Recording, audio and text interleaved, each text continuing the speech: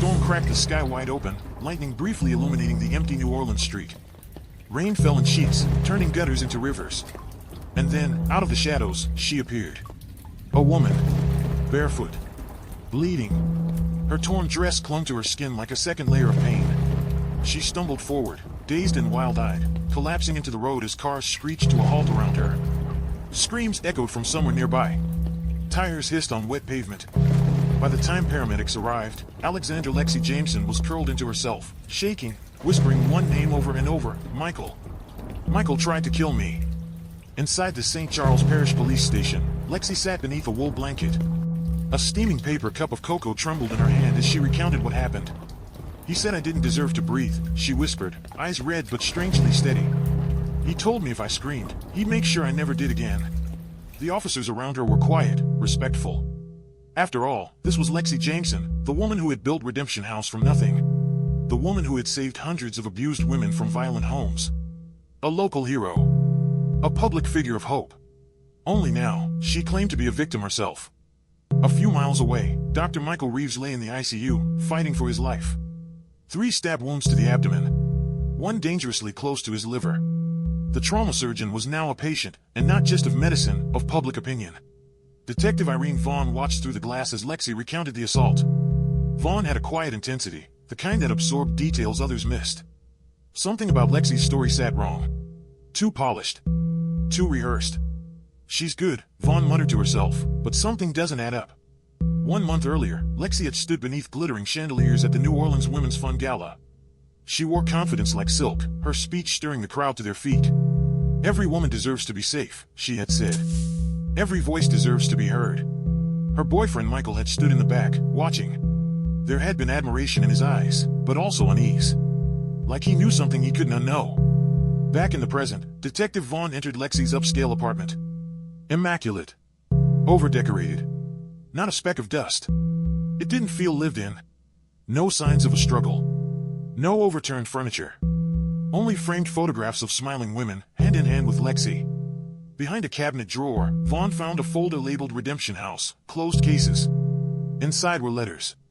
Dozens of them. Each one from a former resident. Each one crossed out with a thick red pen. All were missing or silenced. The next morning, the headlines flooded local TV and social media. Lexi Jameson, domestic abuse advocate, survives attack by partner. The public rallied. Donations poured in. Support groups dedicated prayers to her recovery. But Vaughn kept digging. At the hospital, nurses whispered doubts behind closed doors. She said he hit her first, one muttered, but she doesn't have any fresh bruises. He coded twice, said another. If she hadn't called when she did, he'd be dead. Which, Vaughn considered, might have been the plan. There was a girl. A former Redemption House resident. Her file had been marked transferred, location unknown. Her name was Tiffany. Just 22 years old.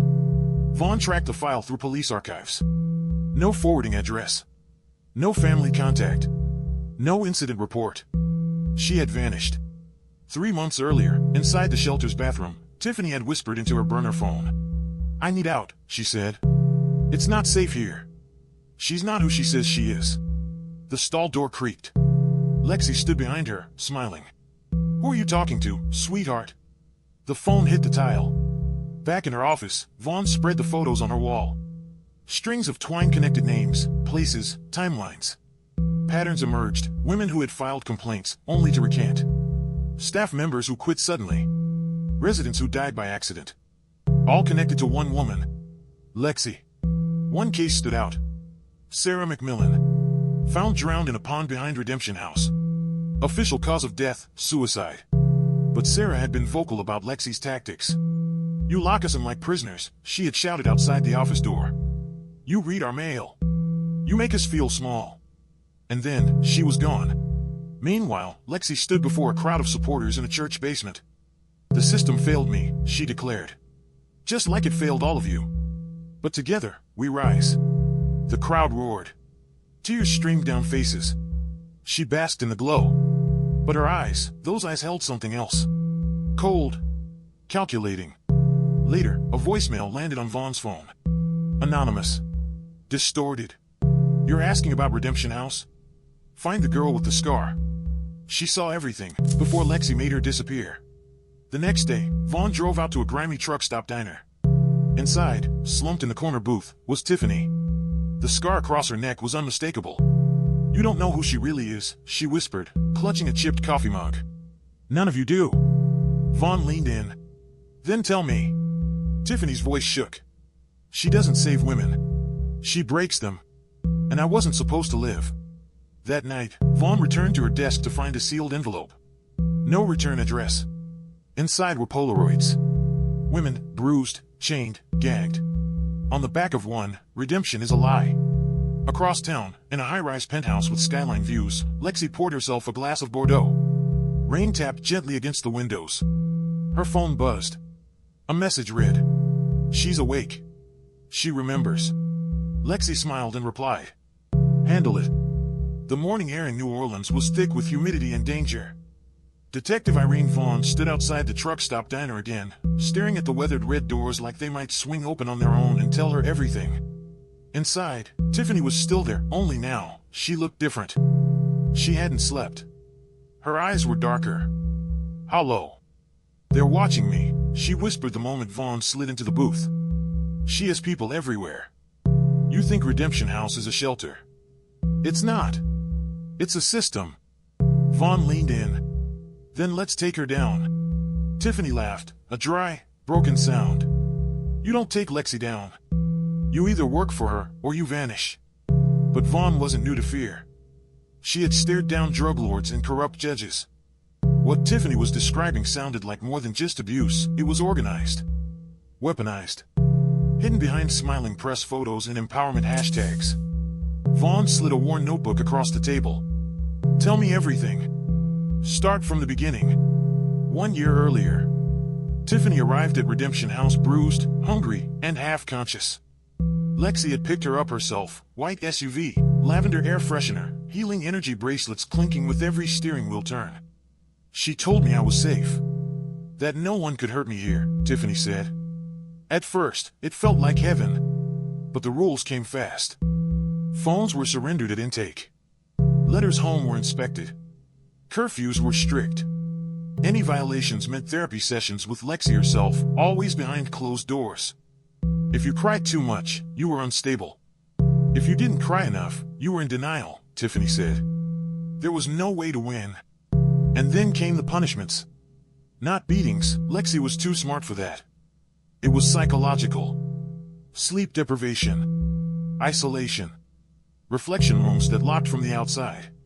Girls started disappearing, Tiffany whispered. And we were told they relapsed. That they left voluntarily. But we never saw them leave. No bags packed. No goodbye. One night, Tiffany heard screaming from the basement. When she went to check, Lexi was already there. Calm. Smiling. "You're not ready for that part of the journey yet," Lexi said. "Trust me, sweetheart. Healing can get loud." In the present, Vaughn tapped her fingers on the diner's formica table, absorbing every word. "Do you have proof?" she asked. Tiffany hesitated. "I have something better." From her backpack, she pulled a flash drive. "When I was cleaning her office one night, I found surveillance backups. Hidden behind a fake outlet. I copied them before I ran." Vaughn took it without a word. In her gut, she knew this was either a hoax or a bombshell. Back at the precinct, Vaughn loaded the drive onto a secure computer. What she saw stopped her breath. Dozens of time-stamped videos. Footage from inside Redemption House. One showed Lexi in a therapy room with a woman who looked barely 20. The girl cried, saying she wanted to leave. Lexi leaned in close, whispered something inaudible, then slowly closed the blinds. Another video, Sarah McMillan, storming down a hallway, shouting about being drugged. Staff members, not police, tackled her to the ground. And then, the worst one. A cage. In the basement. 3 women sat silently on cots.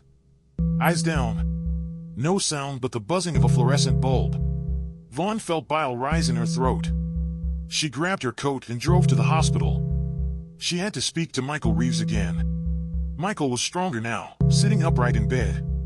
His face was gaunt, but alert. "She's going to try to finish what she started," he told Vaughn. "She knows I saw the ledger." I told her she needed to report it.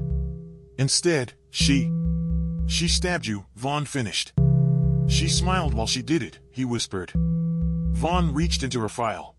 "The ledger?" Michael nodded. "Donor funds." She was rerouting money, setting up shell shelters that didn't exist. Fake success stories. She had girls writing them under aliases. And the ones who wouldn't play along? He looked away. They vanished. Meanwhile, Lexi stood in front of a packed hotel ballroom. Her voice rang with practiced passion. "We don't talk enough about female survivors who are still in danger," she said, her hand over her heart. "Every woman in this room is a warrior." The crowd clapped. Donors cheered. Reporters scribbled. But in the corner, someone watched. A woman in a hooded raincoat. No applause. Just quiet, unwavering focus. Tiffany. Back at the precinct, Vaughn called for a quiet meeting with the assistant DA. "I have video proof of illegal detainment, abuse, and financial fraud," she said. "We need a warrant for every Redemption House property. Tonight." The assistant DA frowned. "You're accusing a city hero. This could explode." "Good," Vaughn snapped. "Maybe that's what it takes." Midnight raids began. One by one, officers approached the shelter facilities. Some were dark and empty. Others had a handful of terrified women, too scared to speak. But in the original Redemption House, the flagship property, they found something else. In a locked storage room behind the laundry machines, they found chains. Burn marks. Diaries. One entry read, "She smiles when she lies. And she lies every time she says she loves us." Another, "She says we're broken so she can fix us. But she's the one breaking us." The headlines changed overnight. Breaking, Redemption House under criminal investigation. Lexi Jameson accused of abuse, financial fraud, and false imprisonment. Public opinion cracked. Supporters fell silent. Lexi did not. She scheduled an emergency press conference. "This is a coordinated smear campaign," she said, eyes fierce. "By men in power who feel threatened by a woman helping other women." But behind her, her attorney looked pale. And on Vaughn's desk sat the signed warrant for Lexi's arrest. They would pick her up at dawn. That night, Vaughn couldn't sleep. Something still didn't feel right. Lexi was too calm. Too composed. And then her phone rang. "Block number." "Tiffany's gone," the voice said. "She left the diner with someone. No cameras. No trace." Vaughn shot out of bed, grabbing her badge. Back at the truck stop, the booth was empty. The flash drive was gone from evidence. Only a napkin remained. Written in red lipstick. "You can't save what doesn't want to be saved." Across the city, a black SUV sped down a levee road.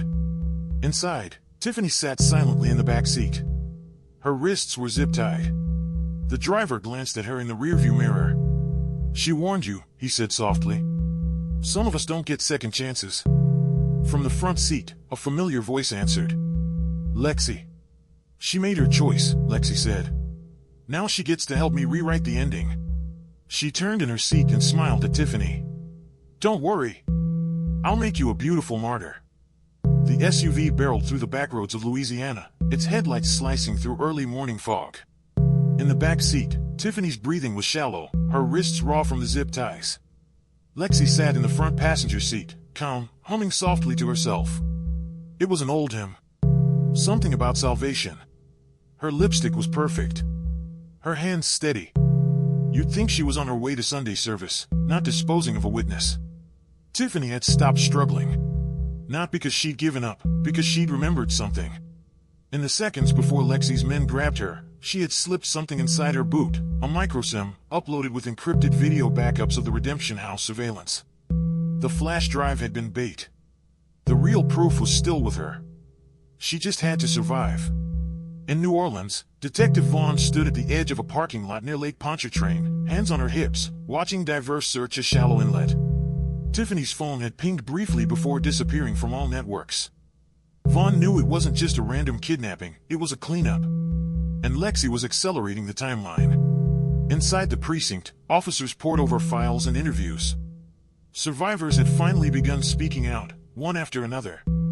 What began as whispers had become a flood of testimonies. She told me no one would believe me. She said leaving meant death. She was worse than the man I ran from. But none of it would matter without Tiffany. Without the evidence. And Lexi knew that. In a clearing just outside the abandoned Bonterra sugar mill, the SUV stopped. Lexi stepped out, heels crunching over broken glass and gravel. She turned to Tiffany, whose eyes darted to the horizon. Just trees and sky. Nowhere to run. Such a waste, Lexi said. You could have been my successor. Tiffany coughed, bloody but defiant. You're not a savior. You're a trafficker with better PR. Lexi's eyes narrowed. You don't understand the sacrifices I've made. I created order out of chaos. You think those women needed freedom? No. They needed discipline. Structure. Purpose. You caged them. I freed them from themselves. Lexi motioned to the man behind her. He raised a silenced pistol. Tiffany closed her eyes. Then, gunfire. But it didn't come from the man. It came from the trees. Drop the weapon, shouted Detective Vaughn as she emerged from the brush with a tactical team, guns drawn. The man holding the pistol hesitated. Lexi turned in slow motion, eyes wide for the first time. Panic. I said drop it. He dropped the weapon. Lexi stepped back, hands raised, but her smile returned. Smooth. Controlled. You don't have a case, she said. You don't have evidence. My staff will testify on my behalf. My donors will bury this investigation in a week. Vaughn didn't answer. She simply knelt next to Tiffany, cut her free, and held up a plastic bag. Inside, the microsim. We have everything, Vaughn said. Lexi's smile faded. 3 weeks later, the courtroom was silent. Every seat filled. Reporters lined the back wall. Survivors sat in rows, hands clasped, eyes unblinking. Lexi stood trial on 22 counts: abuse, fraud, conspiracy, kidnapping, and involuntary manslaughter. Tiffany testified for 4 hours. So did Michael Reeves, in a neck brace, his voice clear. The video footage, authenticated, verified, undeniable, played for the jury. Women in cages. Drugged. Screaming. Begging. A single image from the surveillance, Lexi standing over a sobbing girl, whispering in her ear. You'll thank me when this is over. Lexi's defense collapsed within days. Her attorney quit. Her donations dried up. Sponsors disavowed her. The media turned from adoration to outrage. On the final day of the trial, as the judge read the verdict, Lexi didn't cry. She didn't beg. She simply stared at the wall. Guilty. On all counts. Sentenced 127 years without parole. 6 months later, Redemption House had been dissolved. Its property sold, proceeds redirected to real shelters with real oversight. A new foundation rose from the ashes, the Macmillan Project, named after Sarah, one of Lexi's earliest victims. Tiffany sat on the board. Her scar is still visible. Her voice is louder than ever. Detective Vaughn was promoted to chief investigator for human trafficking and institutional abuse. She kept Sarah's diary on her desk. Michael returned to medicine, but quietly. No interviews. No spotlight. Just healing, the right way. And Lexi? Locked away in the Louisiana Correctional Institute for Women. She no longer smiled. No press. No followers. Just silence. Until one day, she received a letter. No return address. Inside, a single sentence. We know what you really were building. Back at her cell, Lexi reread the line. Over. And over. She slowly folded the letter and slipped it into her mattress. Then she looked up at the security camera, directly into the lens. And smiled. The end.